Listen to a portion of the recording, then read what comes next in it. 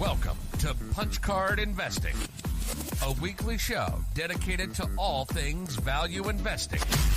Whether it be analyzing companies, pitching ideas, or discussing moves by the best investors in the world, we're trying to get one step closer to punching an investment off of our cards. Let's get started.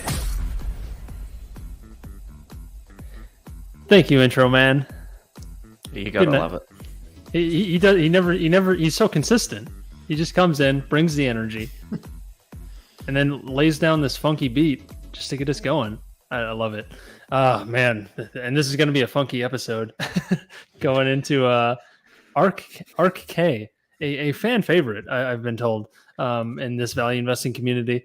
But before we get into the individual holdings within ARK, because while it has been a source of memes in our community, I think it's worth taking a look. We got the gang together. We're talking about what to do for future episodes. And I think it'd be kind of fun to go through various ETFs and take a look at the top holdings in those ETFs and see if there's potentially something there, or maybe there's nothing there. And then you learn something just through going through the motions. But that's kind of the premise we're going with here, but we'll get to that in a second. Before we do that, definitely check out all the great stuff in the description below. We got our discount links to ShareSite, as well as Seeking Alpha. If you sign up using our links, we might get a commission, which will go a long way towards helping the channel. You could always use the free versions of those services as well. So go ahead and take a look at those links in the description if you haven't already. And check out the free Discord as well if you're not already in that. Lots of good stuff going on in there. All right. Smash the like button, comment, subscribe. Can't forget that. That's above all. If you haven't done anything to this point, might as well try and do that if you're not already subscribed. All right. Where should we start, guys? I don't know if we want to dive right into ARK or what, but what's new with you guys? Super chat. Oh, we already got a super chat. Yeah, coming in hot, man. Matt's he's all reliable right now with that Punch Card Conference Fund. Every week now, he's making a nice super chat, generous super chats, plural. It's been very nice of him. He is the primary contributor thus far to the Punch Card Conference Fund, which we are tentatively planning for the Berkshire meeting for next year. Something around there. We'll try to do some sort of get together, which should be pretty cool and pretty fun. And another pitch to join the Discord, where we'll definitely probably have some discussions on scheduling and all that stuff as the months move by and we get closer to doing something. But thank you, Matt, and to everyone else who also supports us through super chats or clicking on our affiliate links. We very much appreciate it. Manu asks, is that voice from someone you hired or software generated? I mean, it's a guy we have here. It's actually Frank. Yeah. No, it's another guy. He's just off screen, but he's here every episode. He waits till the outro as well. But yeah, he's here. He's a great guy. Consistent. Yeah, he's extremely consistent. He's awesome. And Matt also compliments you, Tom, on your excellent Charlie Munger series, where you've been doing case studies on various Munger investments through the years, which has been quite interesting. Like a proper deep dive into some interesting cases. So well done there. Thank you. Yeah, that was fun to follow that one. That's my favorite thing I've seen from you in a while. You've been really lacking lately, Tom. You finally picked it up again and just finally did a great something job. Good. Yeah, just did a great job.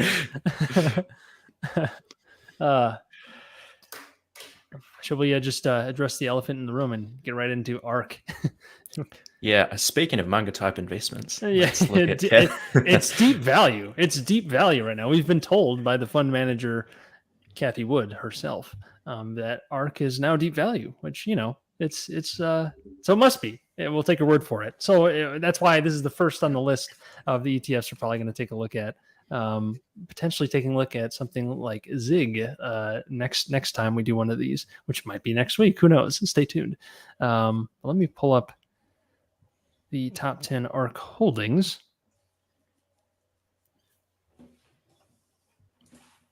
And they have one monitor this time around, so this could be kind of weird. I can actually just share one tab, so let's do that. All right. Can we see my screen, everyone? Yes. So here are the top 10 holdings for ARKK, with the top one being everybody's favorite, Tesla, which we did a very thorough intrinsic value analysis back on April 1st of this year. If you want to take a look at the April 1st episode for a very serious and thorough dive on Tesla, we did a very complicated but very accurate discounted cash flow analysis. So go ahead and check that out. But Tesla being number one at about 10% of the fund, followed by Zoom with 7.86%. I think these numbers are accurate as of a day ago or something like that. Roku comes in at third at about 7%. Exact Sciences Corp at 5%. Block Inc., which I believe is just Square, is 4.76%. Teledoc is 4.69%. Intellia Therapeutics, 4.56%. Crispr at 4.4%. Beam Therapeutics at 4.25%. And Coinbase at 4%. So those are your top holdings in the top 10 holdings in the ARKK fund. So I think we could just kind of go right down the list and take a look at some of these companies. What are they? Is there potential value here? What's going on? And maybe we can learn something here in kind of taking a look at these big holdings in what's been a very, we'll call it notorious fund over the last really couple of years. Just before we jump into an individual company, just to give her credit or ARK credit straight away, I do like that they're pretty concentrated in their positions. Like, I don't know, that top 10 probably makes up 60% or more, probably more, right? And you can see some pretty large positions relative to some fund managers that really just do 3% bets all round and diversify a portfolio. At least, whether the conviction is right or not, at least she's showing that she has conviction with some of these bets she's making. Yeah, and it's been a wild ride. Like over the past, I think probably 5 or 6 years now, ARK's probably roughly even with the S&P 500. That's what the fact sheet as of a couple of months back at least shows. But obviously they ripped upwards in like 2020 slash 2021, and they've come back to earth a little bit. Looks like down about 70%, a little over 70% still from the peak in Feb last year. So it's been a rough 12 months or so, and we are in deep value territory after that. Yeah. So Yep, we've been told. And just another thing, looking at the names there, they're not as bad as I first thought when Karan, it was, I think, pitched this idea to go through ARK. I thought they were going to be all very unprofitable, expensive companies, and they might be some of that. But some of the names there seem like reasonably good businesses that are probably profitable. That's without me ever really looking at them. I think something like Roku might seem, it's popular on Twitter and things like that. So the names don't jump out as absolutely horrible. Like maybe they once did 12 months ago at the multiples they were at. But I'm actually curious, and I haven't done this prior to the show, to see how profitable and what kind of multiples they trade at. yeah, after an initial look through, like Tesla is, I don't know, there's people at wildly different ends of the spectrum on that one. But something like Zoom actually looks quite interesting. We were chatting just before we went live here that on a EV EBIT basis, I'm looking at EV EBITDA actually. One moment. Yeah, I can pull up Zoom. We can just start with Zoom and take a look at that. Yeah, one I mean, early. on an EV EBIT basis, Zoom. Anyone want to take a guess at what multiple it was trading at in March 2020? EV to EBIT. 2020. You spoiled. I think you spoiled it already before. Well, the I've pulled show. up a different multiple now. Oh, so a different you can one. guess again. EV EBIT.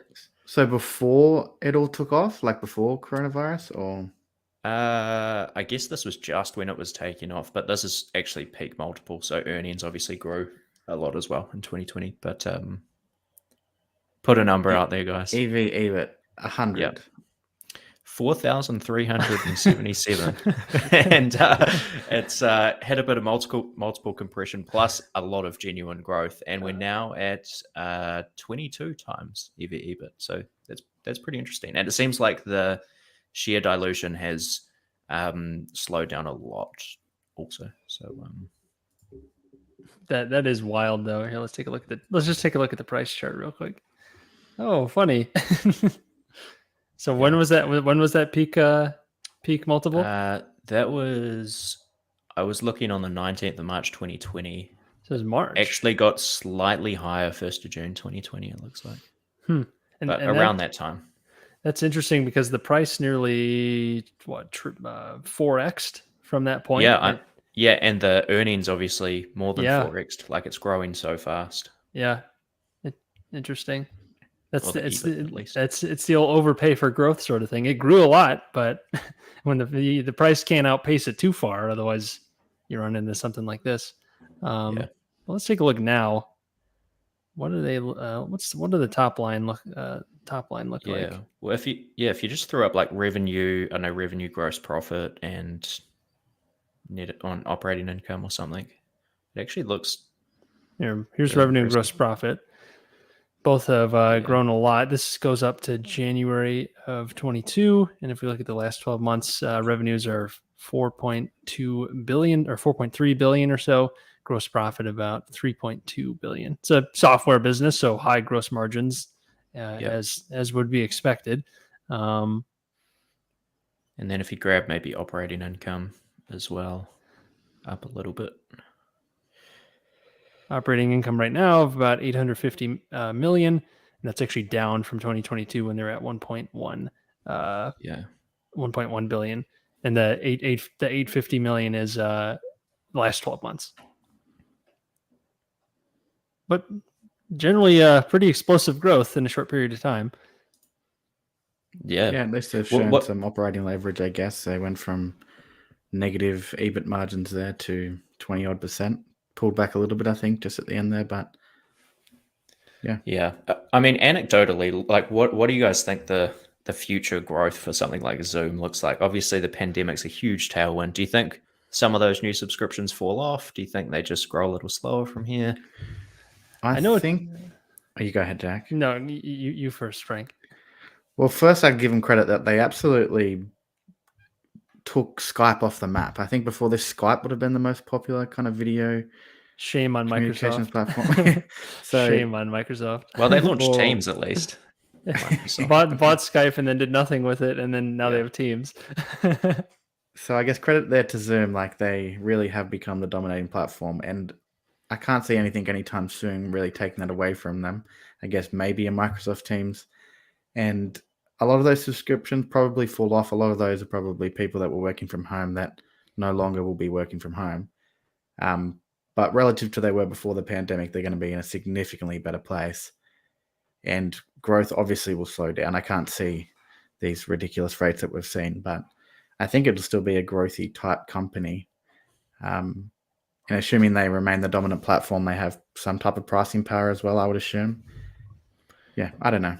No strong opinions there, I guess. Correct me if I'm wrong, but this is an innovation fund. So, they're poised to innovate, right? Isn't that the whole pitch?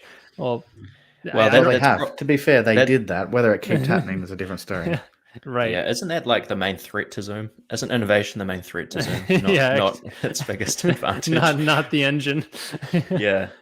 The other thing that would be interesting to look at, just while we've got the numbers here, Jack, is just the shares outstanding. Because I wanted to look at like a weed. Also, I wanted to look at cash, and you could see the explosion in cash in 2021 up to $2 billion or so. It's down to about $1 billion, which is actually more than I might have expected. And a lot of short-term investments, I assume is like bonds or something. I'm not really sure what that is, but that's at 4.5 billion, which is also quite a bit. I guess I haven't really followed it, but did they do capital raisings while they were trading at these ridiculous multiples? I guess that would be a good thing to do. Yep, they since 2018 they've more than tripled share count, and we can't see it total shares and filing date in 2019, but in 2018 they had about 88 million shares, and by today they're at 297 million shares outstanding. Yeah, if you go to the income statement page, it seems to have more complete data on that. Check. Yeah, and that would factor in if they did dilution then buybacks on the income statement. Weighted average diluted. You're right. Oh, there it is. Yeah, weighted average diluted shares outstanding right now at 300 million. Back in 2019, just before everything went wild, 116. So since late 21, they really haven't diluted shares much. I think most of that's probably just stock-based comp from there on out, but significant dilution. Is that the start of 2020? So maybe before the multiple got ridiculous? Yeah, let me take a look at switch it to quarterly.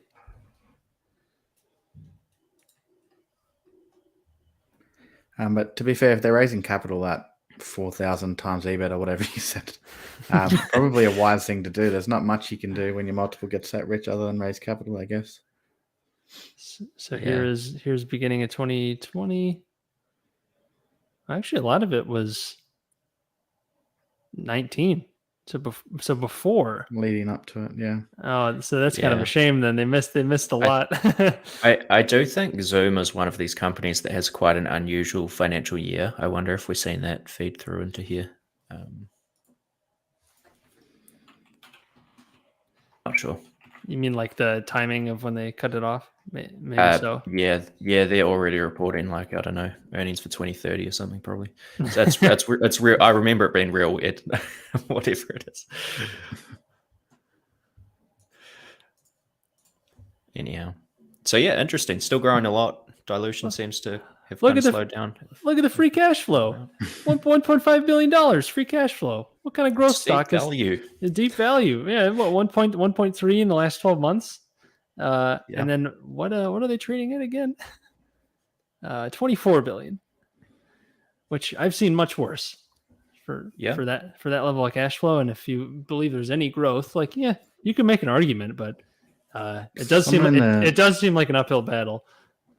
Someone in the chat mentioned that they're growing like crazy in emerging markets, is what they said, like India, which I guess could be a bit of a growth story for them. I'm assuming it's harder to monetize just like anything else in those markets, but numbers-wise of people using the platform, I guess could keep going up. I don't know. So interesting. And any final thoughts on Zoom? More interesting than I had initially anticipated. Yeah, same here. I always thought it was just a joke and still a joke, but you can make arguments. I mean, I can't say I'm particularly interested, but it's something. Pull up the valuation multiples just so we can have a quick look at the overall multiples. Because quality-wise, I would think, I don't know about management, but just what the business actually is. It seems like a relatively good business that I don't think will go away. How much it grows, I don't know. Don't really care. And it doesn't seem overly expensive. Probably expensive for what you get, but it's not egregiously crazy valuations. 22 times EBIT, 25 times earnings. Assuming those margins can be maintained and the numbers don't drop off a cliff. The big fear I'd have with Zoom is just that video services seem like way more of a commodity than ever. Just everyone has one. Facebook Messenger has one, Instagram has one. Obviously, both are Meta.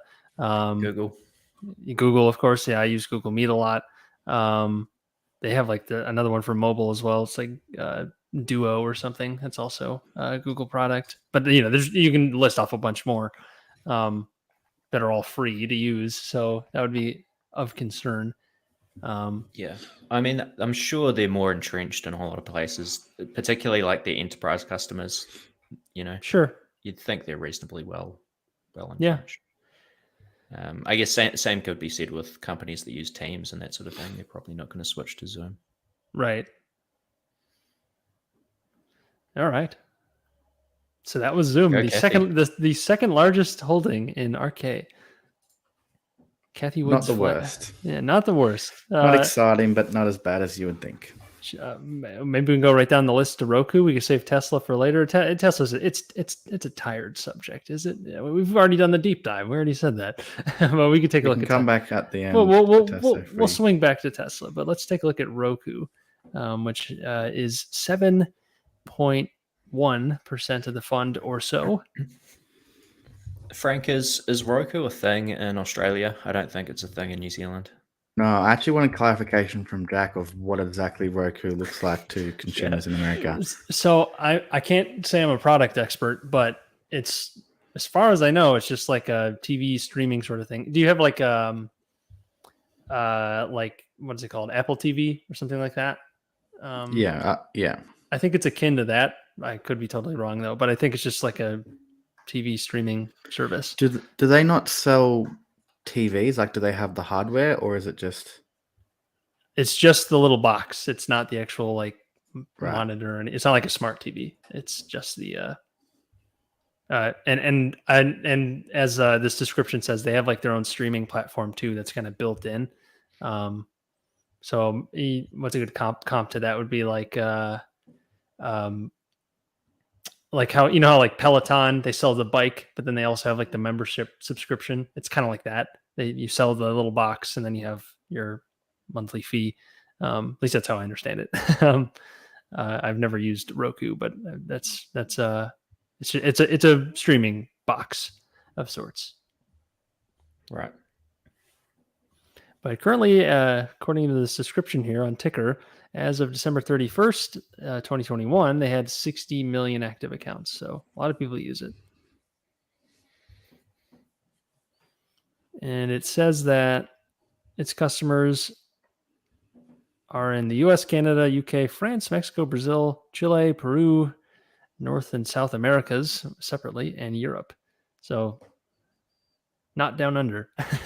That would explain that. Yeah. Currently selling for a 9.8 billion market cap. Do you want to? Are you on Ticker, Jack? Do you want to share your screen? Yeah, I'm just scrolling through Ticker as well. This is one that Elliot Turner, if anyone follows him, has a great podcast with a few other investors. He made this stock popular, at least to me. And it was popular amongst Twitter and some of the growthier investors. And when he kind of pitched it prior to, I think around 2019, might have been his original time he was kind of pitching the stock. And it did well since then, obviously, with the run up during the pandemic. This graph looks familiar. Yeah. I think we might be seeing a few of those graphs today. If he didn't exit around then, it's obviously not turned out too well. But he pitched it at pretty good timing, I guess. And he outlines a case of how this company has a moat. I haven't followed it closely. I can't, from what you're describing it actually is, I can't understand how it would have a moat whatsoever. And I think someone in the comments is saying how they said it's the definition of a company without a moat. But he made the argument for it, and he's an investor I guess I respect and followed for a while. So maybe there's something to it. The financials don't look too exciting other than the top line is growing quick. The margins are pretty rough. Maybe there's operating leverage there. I don't know. I don't know the business and what they actually are doing. I do believe the tech bros like to call that investing through the income statement. Yeah, the R&D is high. Like, to be fair, that's not always wrong. These R&D expenses are significant. If they don't need to continue that R&D, and maybe they can flatten that SG&A as well, then maybe this becomes a profitable company. Frank, need I remind you, this is an innovation fund, so of course they're going to continue to innovate. But yeah, but the top line does look nice. It's the old acquire the customers at any price, and then try to make money later sort of mantra that we see in a lot of growthier sorts of stocks. Not that it's a bad model, but and not to say that Roku's blowing out the spending to do that, but H said they sell TVs as well. Oh, do they? They sell smart TVs? Oh, I wasn't aware of that. Because the idea I had in my head of just hearing bits and pieces randomly was that they sold TVs that kind of linked all of the streaming platforms together, that you pay for the subscription for the TV and you get everything within that subscription. I thought it was just for the box, not for the whole TV. All right, I stand corrected then. So you can buy like all your streaming services at some sort of discounted bundle type price. Is that? I think so. So you get a Netflix and a Hulu and whatever else within it, but the money's going to Roku first, and then they pay off the other streaming platforms. Is what I thought, but I've never even read a statement from them, a financial statement from them, so I have no idea. Interesting. But you go ahead. I was just going to say, one of the questions I think we should answer for every single one of these stocks is which line is growing faster in percentage terms, the annual change in revenue or the annual change in share count? I'd like to. That's a good point. Those two against each other. All right. So we've got revenue growing at 40% a year or something. Yeah, nice and healthy, a very healthy revenue growth of 50 to 60% per year. Although it has slowed a bit in the last 12 months, but still growing. About $3 billion on the top line, and gross profit of $1.4 billion. Let's go on down to share count. 200% a year. Well, yeah, from that was slowed down. That was since 2019. Right. Probably 30 to 40% revenue per share growth each year. Yeah, It's a growth stock for sure then. But yeah, a lot of the dilution seems to have been, or I should say most of the dilution was 17 to 18. You had huge share explosion. It does take some time to burn off a 500% dilution event. You've got to, I must say. Yeah, 490%, 496.5% in 2017 for share growth. Crazy. And then followed up another year after that of 269%. Nice. It's a lot of kind of common themes through these stocks, like huge growth in the past 3 or 4 years, lots of dilution seems to be slowing down. Yeah, I don't know. At what point do these start showing up in the Zig portfolio or in the acquires multiple screens? Oh, not with we can do a joint episode. Not with negative free cash flow like this. No, I don't know about that. Yeah, negative 5 million free cash flow, but they are doing a lot of that R&D spending, I suppose. So they did have a positive year last year, but for what was it again? It was like almost 10, wasn't it almost 10 billion? Yeah, about almost $10 billion market cap for basically no free cash flow at the moment, but you're betting on future free cash flow with $3 billion in top line revenue. But the moat does seem questionable. Interesting. One quick look at multiples. Yeah, so 3 times sales for a company growing at, say, 40% per share revenue. It's not overly expensive. Again, it's not profitable, so you'd need to make some kind of guess of what future margins will look like. If that's the hard part. There's this theoretical operating leverage. So, yeah, I don't know. If you can, I don't know, pick your number of that bottom line margin, if you feel comfortable that it's going to get there, then it doesn't seem expensive, I guess. Yeah, I mean, as a cable company, going to be the best comp here for like what a margin could be over time or not? No clue. That doesn't seem right. I almost want to say like another streaming service, but that's like part of the product. Well, so I guess it's a blend of the two, really, isn't it? Yeah, so I guess so. In the middle. Maybe there's just not a lot to compare to because it's innovation. It's one of a kind. It's the future. This time's different. This time is different. Just looking at those price of sales multiples, people were paying 30 times sales for it in 2021. Now it's 3 times sales. So if you liked it then, I hope you like it now. How that seems to have been the peak. Yeah, peak 2021 at 20.5 times sales almost. Wow. Yeah, I mean, this stuff's easy to say in hindsight, but these are pretty obvious bubbles, really, aren't they? Yeah, only the most obvious. I mean, we pessimistic value investor people knew something felt wrong. Not that we took huge action and made tons of money on it, but we knew something was wrong. And I like to think I'm a fairly optimistic person, but we also need some maths on our side here. All right, so that was Roku, number 3 on the list. 2 not too bad. Reasonable quality-ish companies that don't seem way too expensive, but still probably on the expensive side slightly. I think the conclusion to make is there's an argument. There's an argument to be made. As a long-term investor, I should say. You could always make weird trades in the short term and potentially make money, but that's necromancy here. Exact Sciences Corp. I'm assuming this is pharma. What's the ticker on this one? EXAS. Pulling it up in ticker now. That is about 5% of the fund. The 4th largest holding.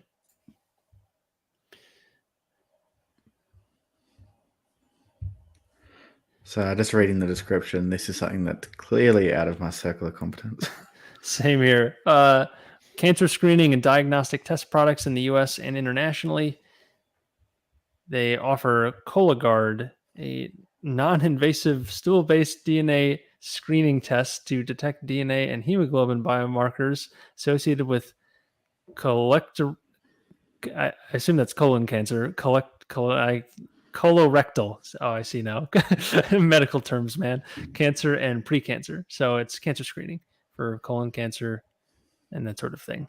And they also have a gene test for breast, prostate, and colon cancers, a tissue test for other cancers, just lots of cancer tests, we'll say. And I guess they offer COVID-19 testing services as well. So testing.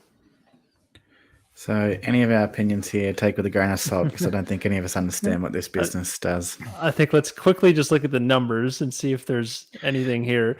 The revenue looks great, and bring up the dilution as well. This one actually hasn't diluted shares too much. Hey, it's something. But It's 10% per year. Not too much. we've been totally numbed already. When 13% last year seems like, yeah, that's fine. It's a good amount of dilution, but when you have so this one's actually growing at almost 80% per share top line, I guess, over the past 5 years, 7 years, whatever that is. Last year it slowed quite a bit though at only 20%, still significant, or 18.5%, and it is still growing, so it's good to see that, I suppose. But the problem here is profitability. The SG&A costs are huge. R&D's there as well. And predictability. That's always the hardest part with anything pharma. How long do you have patents for? Is this something that someone can just copy? Or do you have what's in your pipeline for new tests and new things? That which is something that we don't know anything about. Is the ARK strategy just run a screen on the highest revenue growth company you can possibly find, and like if it's kind of cool, that's like a bonus as well? Yeah. The cool is like 20% of the pick. Roku scores very high on cool, right? TV streaming is so cool. Yeah. I'm kind of with Matt on this one about we should probably just skip the farm. We should probably just skip. I was going to say that this is the type of company I would pull up and get off in 10 seconds. There's not many companies where I'd do that, but I would open just that overview and never look at it. Yeah, I think we've got probably 3 or 4 of these in the top 10. Yeah, I think there's a couple pharmas. All right. That's enough. Yeah, I think as we get to the farmers, we can just quickly pull up valuations, check if there's something to it, whatever. Yeah. Move on. Before we make our fools of ourselves.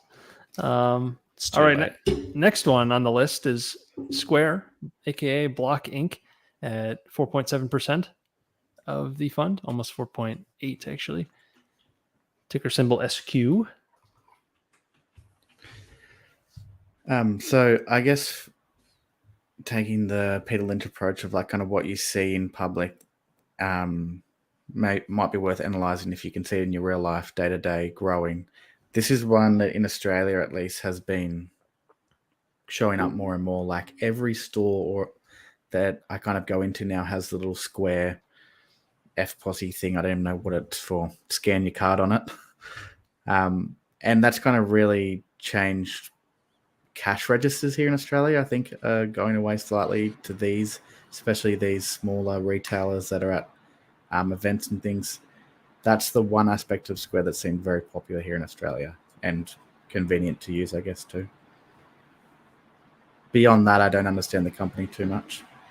And Square or Cube recently acquired Afterpay in Australia as well, right? Another Australian company that has been very, very popular as well. Yeah. Yeah. Both of those, the Square kind of terminal things and Afterpay in Australia, probably hadn't seen them before 3 or 4 years ago. And now they're absolutely every single shop you enter and everybody uses them and knows what they are. So in that sense, it seems positive. That speaks nothing on valuation and the true quality of the business, I guess. But you're at $44 billion right now, so they better be doing something cool. Well, let's see. To that cool factor you mentioned, Tom. Top line has exploded in the last couple of years. They were back over the past 12 months. It has that share count comparison. Oh yeah, of course. So let's see.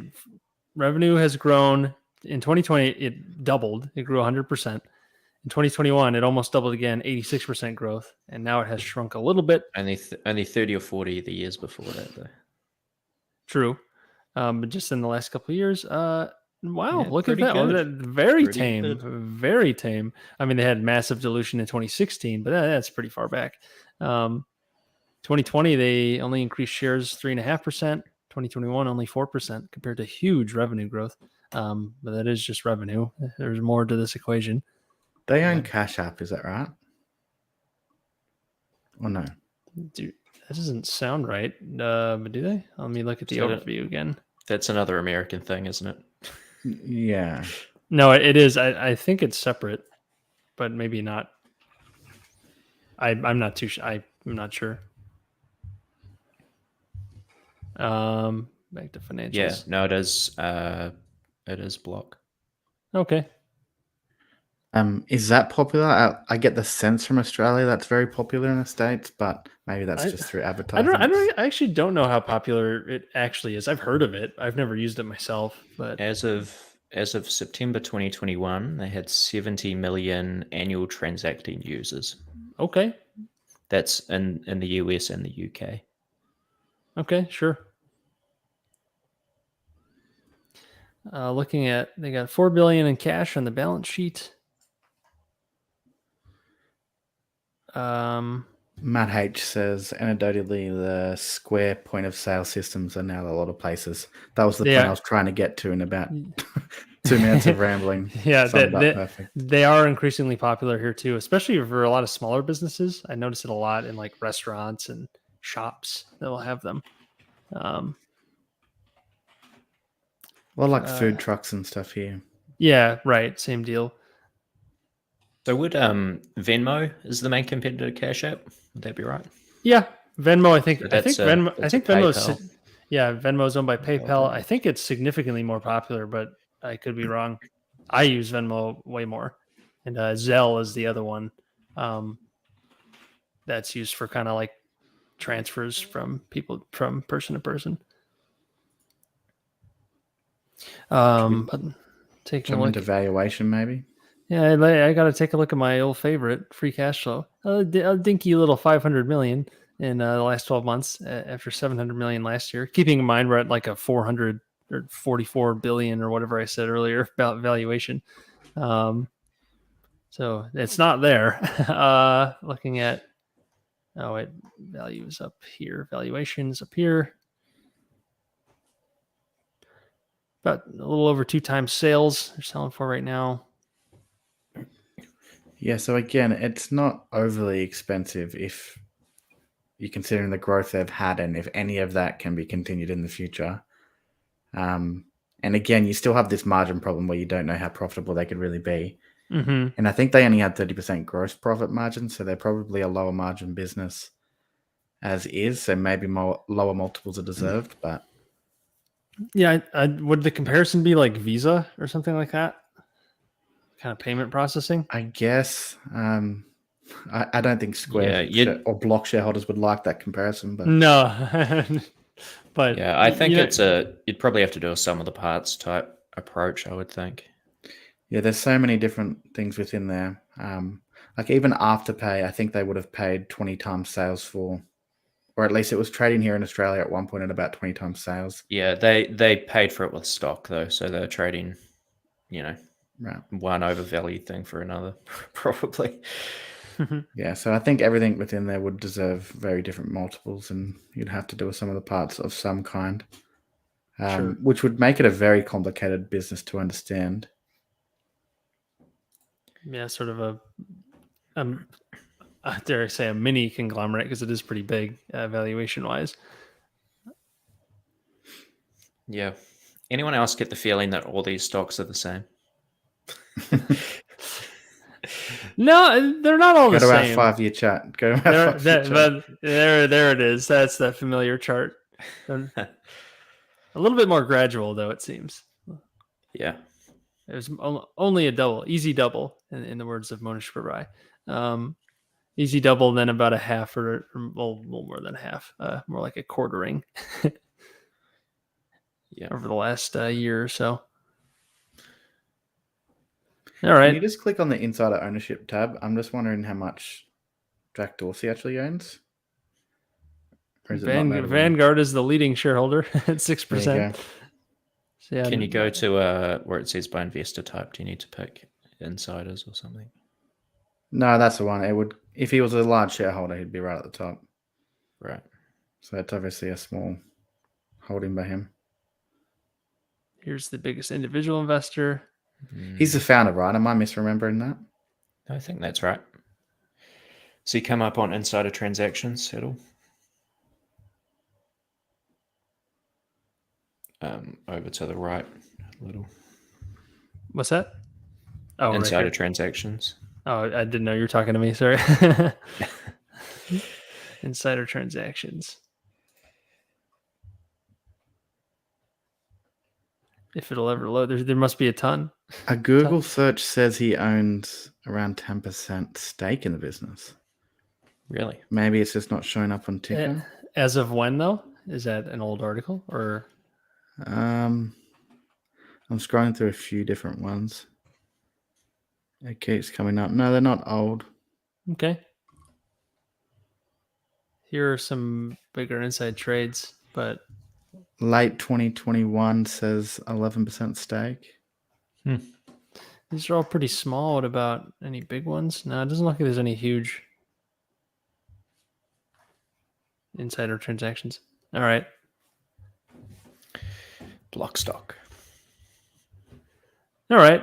That one's a bit more expensive, I would think. But you could say the future is the payoff of, if they convert is potentially much higher. But, again, there's an argument. Not saying it's a smashing argument, but there's something there. Yeah, I don't know. I could see a lot of different parts of that business not doing too well in the future, but a handful of them doing really well at the same time. So the core, yeah. Yeah. So yeah, it's just a hard one to try and understand, I guess. Yeah. Next one is Teledoc. I would like to take a look at this because it's not really pharma. It's 4.69% of the fund. I have zero idea what Teledoc is. Do you want to give us a rundown if you know of it, Jack? Let me read the description, make sure I know it is what I think it is. Yeah, it's basically like virtual doctors. Teledoc provides virtual healthcare services in the U.S. and internationally. The company offers a portfolio of services and solutions. Let me share the screen. Covering non-urgent, episodic, chronic, and complicated medical conditions, including diabetes, hypertension, chronic kidney disease, cancer, congestive heart failure, and mental health conditions. So it's just virtual healthcare. So providing healthcare over Zoom, perhaps. And I bet they use Teams. that'd be a real shame. And this chart looks pretty familiar. Back in 2019, around $67, peaked a very sharp peak in February 2021 of about almost $300 a share, and now they're trading at $30 a share. 33 to be exact. I see Matt H is a big Teledoc fan. Don't know if you guys are seeing the comments. Very aggressive. A cash incinerating machine, he says.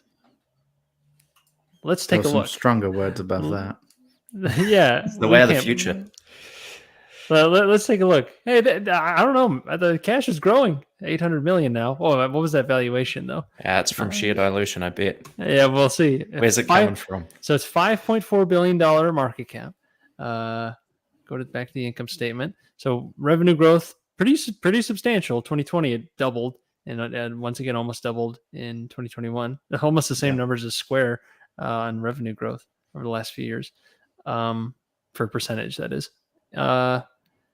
Good Lord. Woo! That's some dilution. We were missing it for a second there.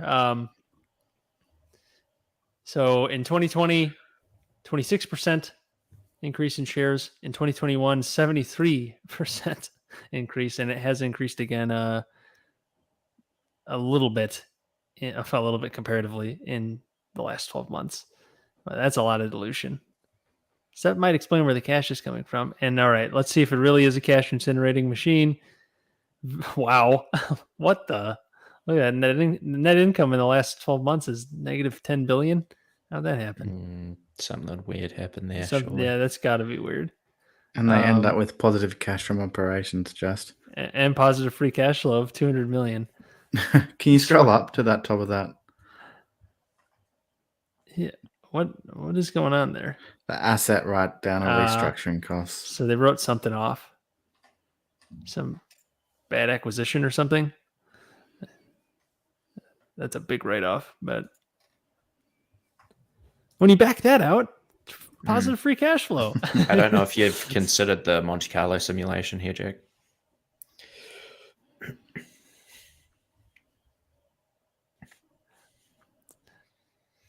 Quick look at ratios or valuation. 2x sales. And it's just the same thing again, isn't it? It is. This one feels very similar to the rest. If you just look at all the numbers. All right.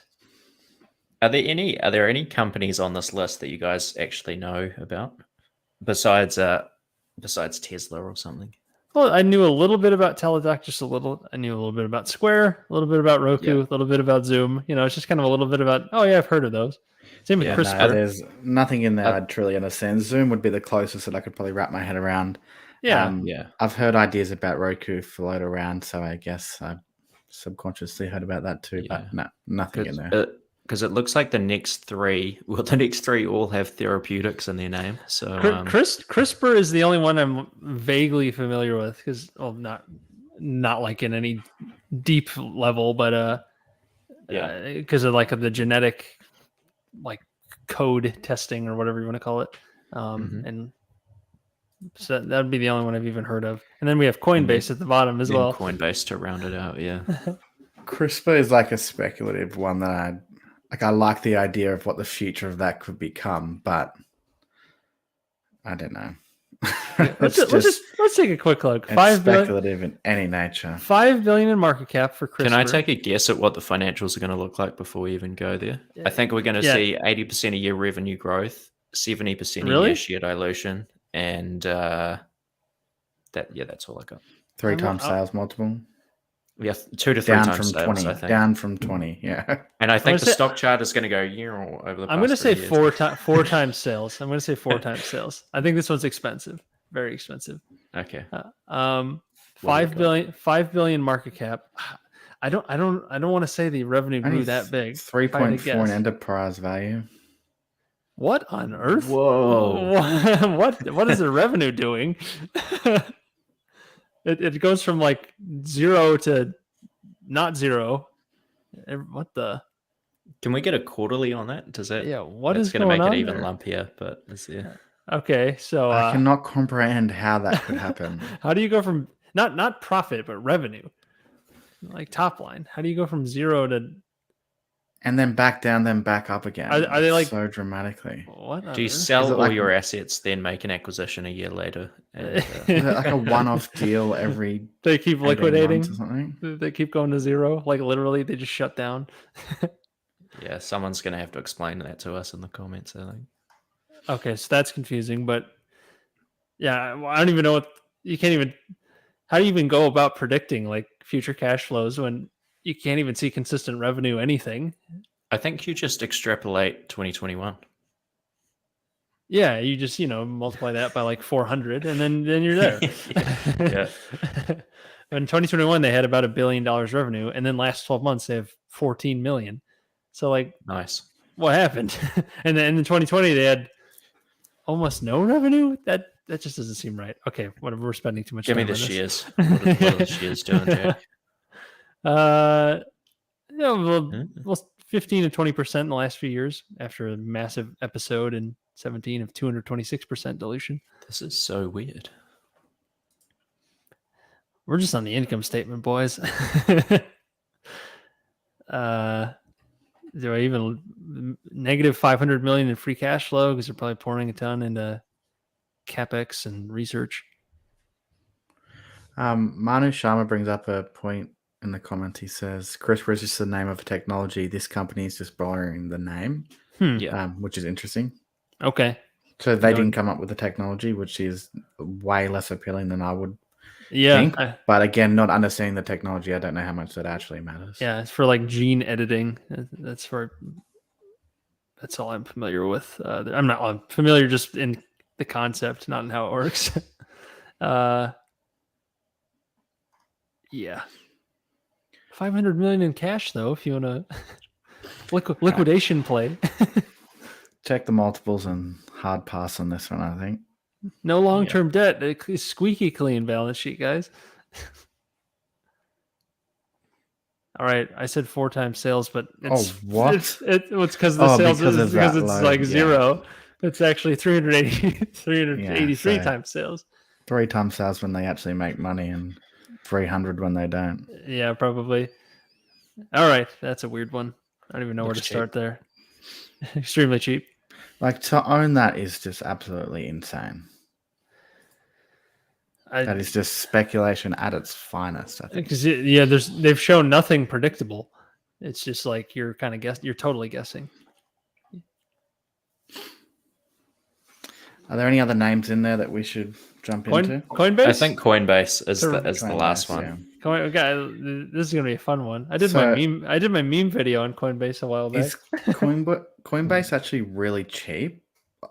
Like multiple surface level wise? I think it's really low multiples, right? Find out in a sec. Yes. Yes, we'll find out. Yes, that was not to your question. Super chat. Luis with a $2 super chat with a rocket emoji. Thank you. We agree. We agree. Every stock here, beyond the moon to Mars, because we innovate here. $18 billion market cap for Coinbase. They're that big old crypto exchange, which cut their affiliate program recently, which is a cause for concern with all of crypto going down. This probably looks like a chart of Bitcoin or something. I think they got rid of about 25% or more of their employees too. Yeah, it seemed like still kind of seems like they're in trouble in some way, though maybe they've stopped sinking as a business. Coinbase actually generates cash though, right? From memory. Yeah, I think from memory, I think they're like trading 5 times earnings. I don't know. Maybe I'm way off on that. I feel like I've seen a tweet somewhere where that was the case. Well, top line's exploded, but it's come down significantly in the last 12 months. And will stay low until the crypto market gets excited again. Right, you would think. And you got to keep in mind competition too. It's not like they're going to be only one around. So 480 million in revenue in 2019, up to 1.1 billion in 2020, up to almost 7.5 billion in 2021. That is what was the market cap? So that's less than 1 time sales, right? Wasn't it a 5 billion market cap? Gross margin's not bad. Can't complain. That's wild. How does that even work? And then right now they're at 5.7 billion in revenue. So it's come down quite a bit, but that was after a massive run up. And let's see that dilution. Let's see it. Well, they IPO'd, so we should see a fair bit. Yeah, there it is. There it is. Yeah, 141% increase in shares. When was the IPO? I thought the IPO it was really recently. I thought the IPO was 2020, not 2021. Am I right about that? Don't know. Can you scroll up to the share price for a second, Jack? Because I feel like April 2021 was the IPO. And it was around 300 and something per share when it IPO'd, right? Mm-hmm. 250 according to the earliest. Yeah, so go out a little. Yeah, there we go. Yeah, 320-ish. I rarely watched Meet Kevin's videos, but I just happened to click on his video prior to the IPO here, and he was making huge claims saying that at 380, roughly, I think was what he was saying, is the max he would pay for it. And anything under 325 was bet the house.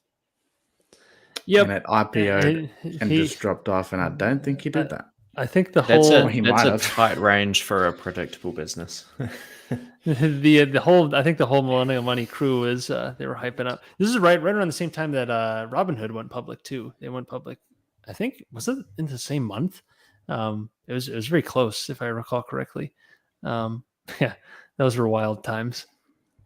Still wild times, just in a different way. Mm. But cash flow, negative free cash flow in the last 12 months of 500 million, but 10 billion in free cash flow in 2021. So they took home a lot. Where's it all going? A lot of not really in capex, just losses, I guess. A lot of stock-based compensation in the last 12 Change in months. other net operating assets, so you'd have to read into the proper financials to know what that was. Look at the 1.2 billion in stock-based compensation in the last 12 months. And it's a $5 billion company or something. Yep, that is So you guys, lot. 18 Oh, billion. no, 18. Okay. Well, That must have been one of the other companies. Still significant. That's still a ton for 1 year. So valuation, I must definitely be off with how cheap it was. Can you pull it up? I don't recall it being that cheap when it was IPOing. It seemed even with lofty crypto prices. There was a time on Twitter where people were pitching it as an extremely cheap stock, which would have been, so mid this year, it was trading at 3 times EBIT. Go down to trailing multiples. Yeah, so 5 times free cash flow, 5 times earnings earlier this year, not too long ago. yeah, I mean, it's easy to make it look cheap when you extrapolate like hundreds of % a year growth. Of course, yeah. And a lot of it relies so heavily on just the crypto markets in general, which I'm worried enough about investing in commodities, let alone a commodity like that. Right. It seems like you have to have long-term faith in the crypto in general if you're going to have faith in a crypto brokerage, right? Yeah. So, yeah. Do you And guys? I like do you guys, the. Sorry, go ahead, Tom. No, you go. I like the idea of like an exchange business model, like the New York Stock Exchange type business is a great business. Selling shovels. But when it comes to cryptocurrency, it's a very different business.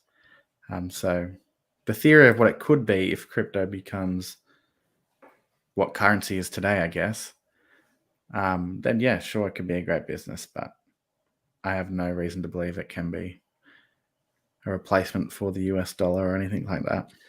The thing that concerned me the most about Coinbase, just as a customer, I put like $100 per month into Bitcoin and Ethereum, just kind of mindlessly, just for fun.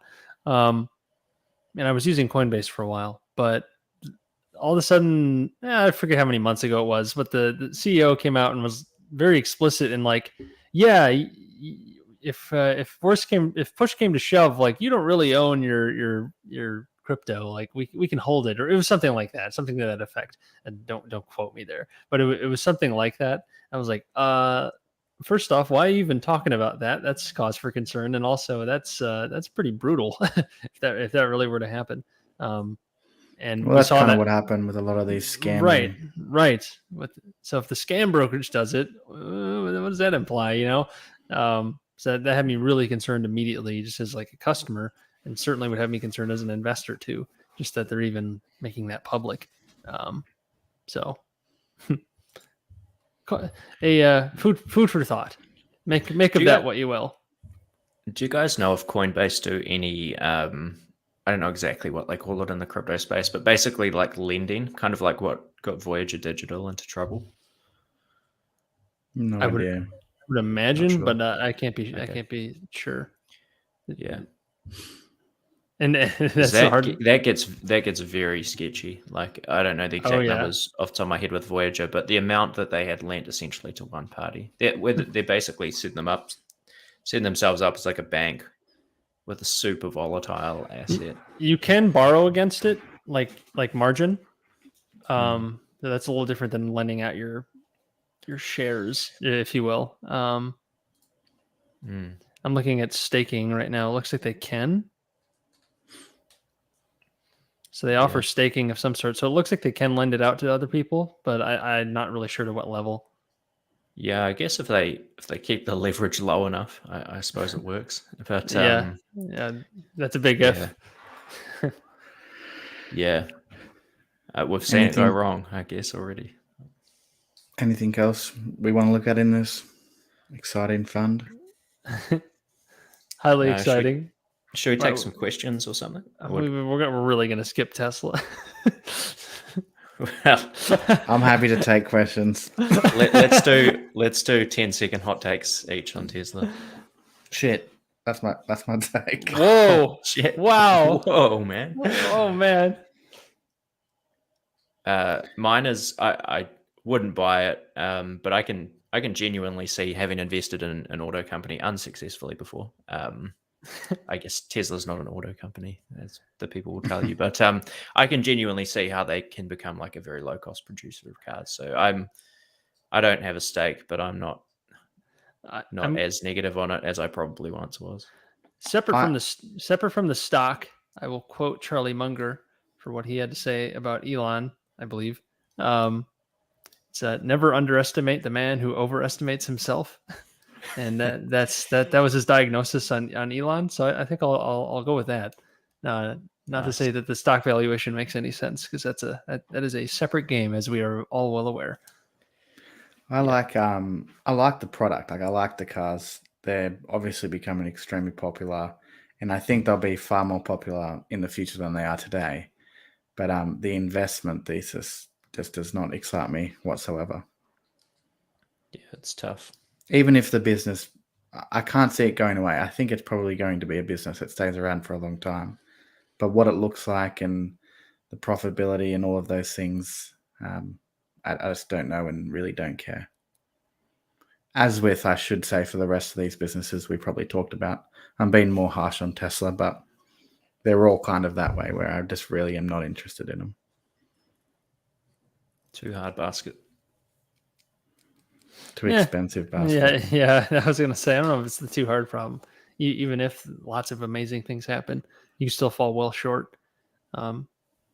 It does seem like the Amazon / Microsoft of 2000 sort of thing, where the company actually seems like they're on a really great trajectory for growth, but the valuation has just gotten so crazy.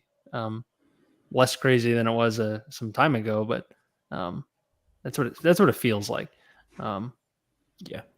Like to what you were saying, Frank, it could be around for a very long time, and I think it will. I don't see why it wouldn't at this point, because they have unlimited cash, as Tom's pointed out a number of times. They've been able to raise so much money; it'd be pretty hard to go. It would take some effort to go under at this point, which is good for them. But anyways, yeah. Alexander makes a good point. Leadership's a bit of a wild card. I think that's both the biggest strength and weakness. Yes. For me, yeah, definitely for the stock. Yeah. All right. Yeah. Well, that was ARKK. Maybe you got something out of that. I don't know. Zoom was interesting. I think that's one to keep an eye on. Zoom's the one to keep an eye on and for me. But yeah. I think if anything you get out of this video, how to pass on a company or reasons why, things to watch out for, concerns, all of those things that we're looking out for. But and like we said, this will probably be one of a number we do of these, and the next one on the list we have is Zig, the Toby Carlisle fund. So dare I say the opposite spectrum on the spectrum for this, a very value oriented fund, and that'll be interesting to see what the top 10 holdings there. It's a very quantitative oriented fund too, so it'll probably be kind of a random assortment, or feel like a random assortment of names, I would think. So that'll be interesting to take a look at. Yeah, well, he equally weights all his positions at 3-point-something%, so we can probably just pick random ones out of that. Oh, I didn't even think of that, but that's true. And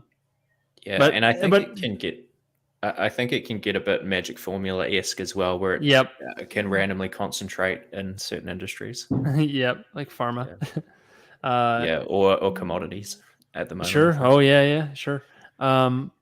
And I think we did the same idea for like a super investor portfolio, like a Monish Babrai or something. go through each individual holding company. Yeah, Or each individual company that they own.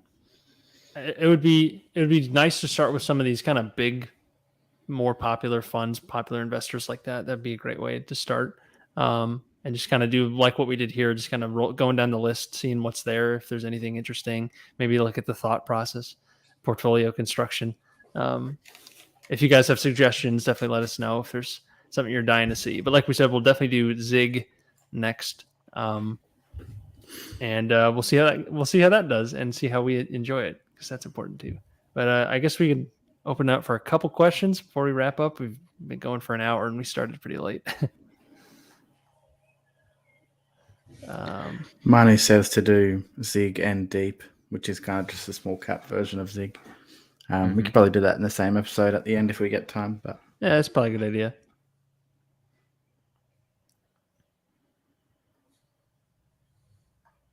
Matt asks, any stocks you've looked at, been interested in, and passed on in the past few weeks? So any stocks you've looked at, really, in the last week? I'm spending a lot of time on one stock I don't want to name yet because it's the write-up I'm doing for a newsletter, but it's very, very interesting. I don't know if I don't think I'll end up buying it, but it's like right at that range where it's interesting nonetheless. But another one I've been looking at and might be a future write-up is One Water Marine, which is like a roll-up kind of story in the boating industry. That's a very cheap, great capital allocators.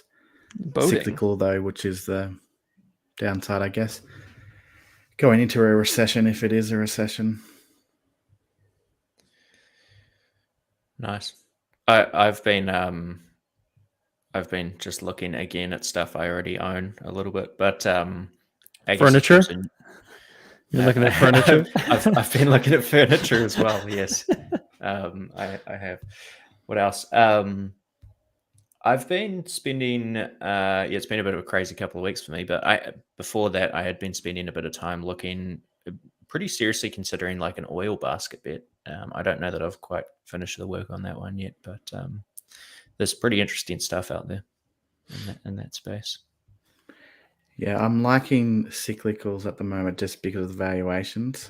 So I guess oil kind of comes into that as well. The company I'm looking at is heavily exposed to lumber, which is another cheap area with a lot of cyclicality. Yeah, anytime I kind of lay out the basic rationale behind some of these commodity companies in my head, it's like I'm listing a textbook value trap, and then I have to, have to figure out all the reasons why it's not. Well, maybe it is. We'll see. Someone said, did I look deeper at ALG, which is Ardent Leisure Group in Australia? That's the theme park business I talked about on here last week. Yep. Haven't looked deeper. It kind of just sits there on my watch list for now. It's cheap for sure, but I don't know if it's a good business yet.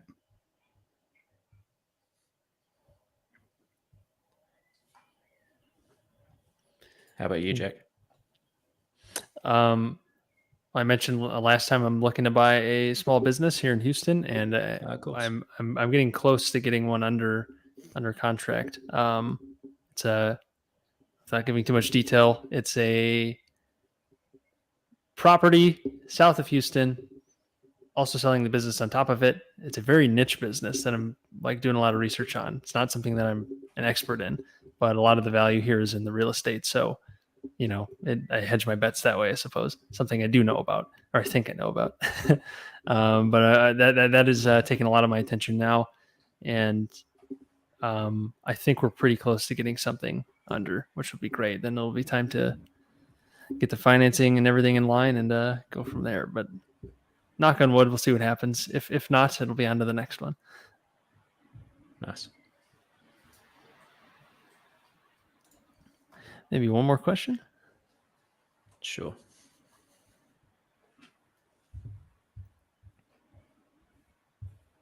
These are good suggestions. Seth Klarman's fund, he's got a ton of holdings. So it'd be interesting to see what the top ones are. I don't actually know if we can really see what his top holdings are. True. I think there's so much that's not in US stocks. There's a bunch of real estate and private equity. And That's where the ETF side of things would be helpful because it's all has to be out there. So yeah, and in a recent talk he gave, I'm not sure if you guys saw that one. It was like a university guest lecture that got taken down. It was only up for just a few months back now, but he was talking about some recent bond investments and stuff they've done as well. So I don't know that you really get the full picture with the Baupost 13. No.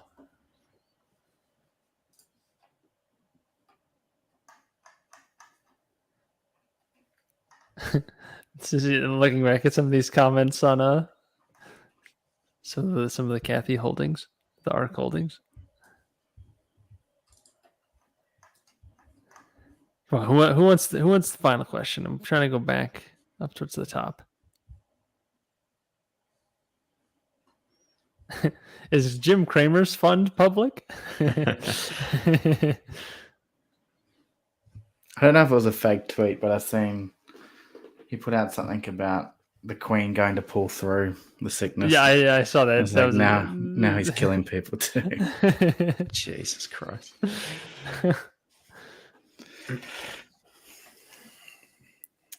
We can't end all that. We got to take one more. Surely. No, yeah. Put a question down, anyone, someone ask us something. We can ask each other a question. How's your renovations going, Jack? Oh, they're going very expensive. My goodness, it's so weird because you can could just continue to spend endlessly, even once you're done on a house. So you really have to you draw a line in the sand on where to stop. Yep. Which I'm sure you're plenty familiar with now too, Tom. but otherwise we're 95% done. We just ordered some furniture to wrap up. We're almost done there, and then we ordered blinds as well. Some new blinds. We're pretty much there. Cool. Just had the ducts clean and the dryer vent as well, which probably weren't cleaned for many years before we owned this place. So that's good. Breathing fresh air now. Nice. Matt asked about Mark Zuckerberg put up a recent video doing some MMA training. Oh, yeah. Can we please pull that up? Can you get that up? I gotta be careful on I don't want to get copyright struck. We're allowed to comment. You're allowed to react to content. That's true, but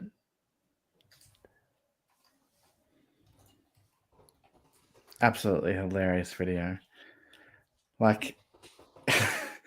Why share it? That's what I can't comprehend. Good on you for doing it, but why are you putting that up to public just to criticize when clearly it doesn't look too great? Not the worst, but certainly no match for our man.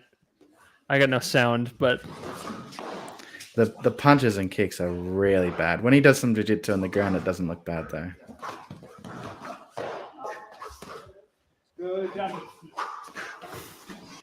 It's not horrible, to be fair. I think he watches it and thinks he looks great. I don't know. Maybe he does. Because it is being filmed, which is a bit weird. Unless he's analyzing film. He's watching playback. Yeah. Yeah. Right. That switch kick was real. Because he's obviously an analytical guy, so maybe he is. See some of this stuff he does here, like the armbar. Look, that's fine. Switches to a triangle. Oh, armbar. There you go. The tactic of putting it to the public, who was the PR team behind this? Why? Easy double.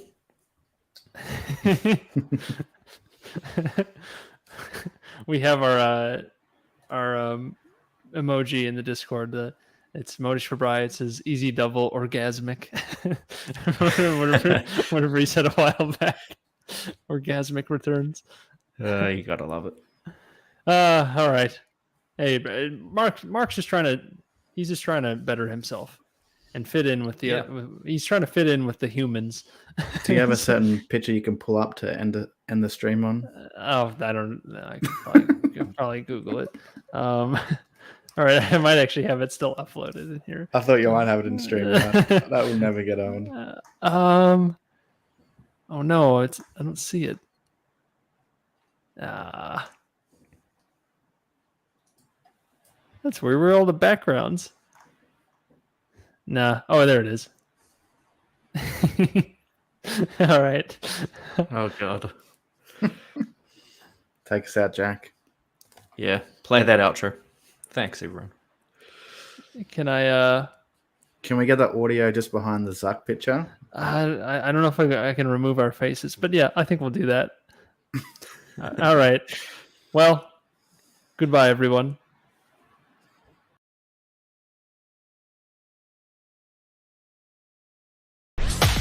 Thanks for tuning in to Punch Card Investing. The contents of this show should not be used as investment advice or as a recommendation to invest in a particular security. Please consult with a licensed investment advisor if you need investment advice. All investments carry risk and the potential for monetary loss. Thank you, and see you next week.